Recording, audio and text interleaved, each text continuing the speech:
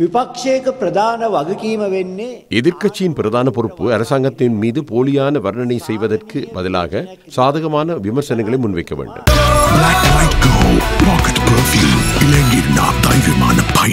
ஜனாதிபதி தெரிவு செய்யப்பட்டு தனது முதல் உரையில் குறிப்பிட்டார், தான் இந்திரஜாலங்களை செய்யக்கூடியவர் அல்ல என்று.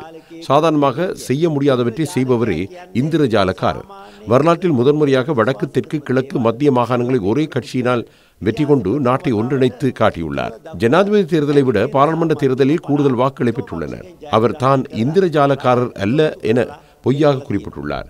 அவர் உண்மையில் இந்திரஜாலக்காரர் தான். ජනාධිපති වර්ණයට වඩා වැඩියෙන් පාර්ලිමේන්තු ඡන්දයේදී ඡන්ද අරගෙන පෙන්වා තිබෙනවා.